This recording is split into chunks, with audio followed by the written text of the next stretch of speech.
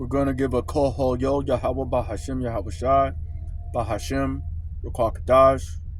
Want to give double honors to the elders and apostles of Great Millstone that they rule well, where I receive my edification from. This is Michael Angelo Maccabees, Peacemaker, Watchman for Israel, here with another quick lesson. Here on Twitter or X, because YouTube has kicked me off indefinitely for all I know. And I don't know what I said, but they're not allowing me back on YouTube. So I got to continue to work. It doesn't have to be on the internet. I've still been doing the work. I've been studying, repenting and praying, but you still got to go out there and feed the sheep. It's been about a week or two since I've been out on the highways and byways, and I got to stay in the spirit. After losing my job because they found out that I was preaching the word. Probably wasn't the brightest idea that I was preaching a block away from my job, but I don't care. It was kind of interesting, and it was worth it, suffering for the Lord. And in these last days, the hopeful elect, we're going to be tried. And when we are tried, we got to remember to lean on this word, because when we have this word, that's going to give us the knowledge and stability that we need in order to get through Jacob's trouble. And really, this is only for the hopeful elect and the 1/3, namely women and children. Ezekiel chapter 2, verse 7. And thou shalt speak my words unto them, whether they will hear or whether they will forbear, for they are most rebellious. We're talking about 2/3 of our people. My pops, I called him up. This dude thinks just because he's got money, he's a kingdom and he's a king in his captivity, and he doesn't have to listen to me because I'm a child, even though that I have this 100% truth, via apprehended by, obtained from Great Millstone. The apostles and the prophets of the Bible, and those who follow them and understand that that's the 100% truth. We're only here for the hopeful elect. So there's no reason to even get mad if your pops gets upset. I remember when I was like, Dad, guess what? I figured it out. And he was just like, go shove that shit up your you know what. And I was just like, wow, okay, that's some strong words coming from somebody who took me to the church. But what do you expect? Somebody who's taking you to a church, they already don't even know what the Bible is about, because the Lord doesn't dwell in temples made with men's hands. We're supposed to come out here on the highways and byways. Isaiah chapter 33 verse 6. Wisdom and knowledge will be the stability of their times.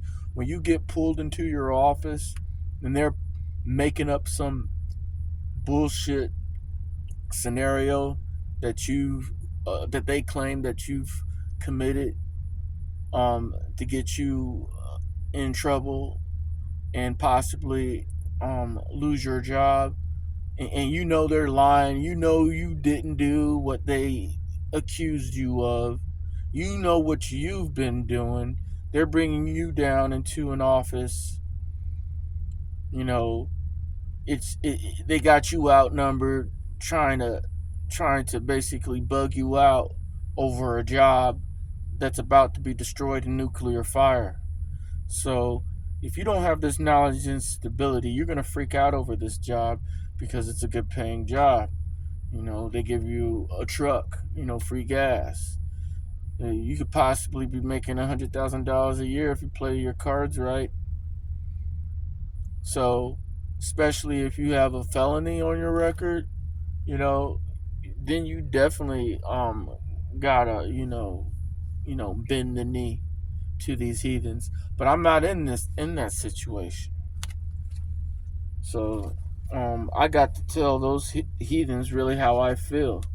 And, I wasn't freaking out, having a nervous breakdown like Jake would if he lost his job.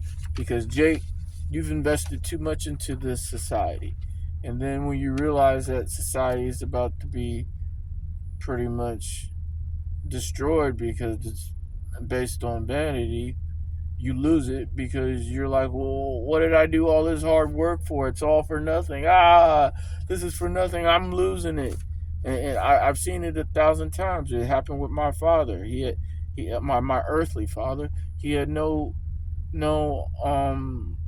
regards to this Bible whatsoever. And whenever he was hassled at the job and he was legitimately being discriminated against, he had no one else to run to because no one's trying to help out the so-called black man, so he bugged out.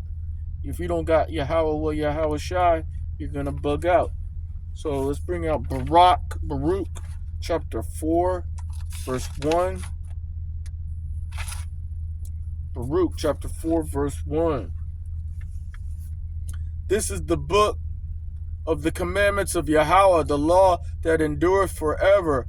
All they that keep it shall come to life, but such as leave it shall die. Turn ye, O Jacob, and take hold of it.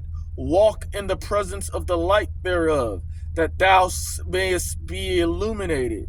So the Lord wants you to hearken onto this word and understand it so you can be illuminated. So when you get hit up by these snares set up by your enemies, Esau and his affiliates, you'll be able to handle yourself. And you'll really vex these heathens. They're really expecting you to lose it over their bullshit ass, whack ass, failing ass society. And when you walk away from it, they're offended. Why are you offended? You obviously don't want me working here anyway, so I'm just giving you a good excuse to let me go. I'm not gonna even bother trying to sue you, because what's the point of trying to wait on a lawsuit when I could be focusing on the Lord, putting out another lesson instead of worrying about getting a bag that ultimately I'm going to have to end up taking the MO to the bid in order to enjoy. So yeah, do a quick one because we're only going like 9.5 minutes, but I'm going to continue. Revelations chapter 10 verse 8. Revelations chapter 10 verse 8.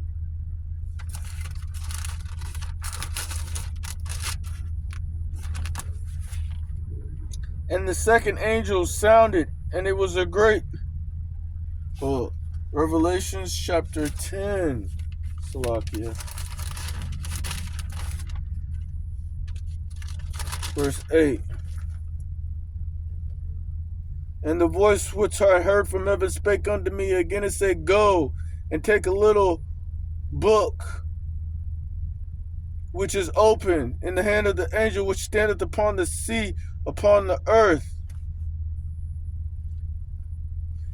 And the voice which I heard from heaven spake unto me again and said, Go and take the little book which is open in the hand of the angel which standeth upon the sea, upon the earth. And I went unto the angel and said unto him, Give me that little book. And he said unto me, Take it and eat it up, and it shall make thy belly bitter, but it shall be in thy mouth sweet as honey. And I took the little book out of the angel's hand and ate it up, and it was in my mouth as sweet as honey as soon as I had eaten it, but my belly was bitter. And he said unto me, Thou must prophesy again before many people, nations, tongues, and kings. This is what I'm going to be speaking about in the next section of this video, since I only do 10-minute segments. But stay tuned. Shalom.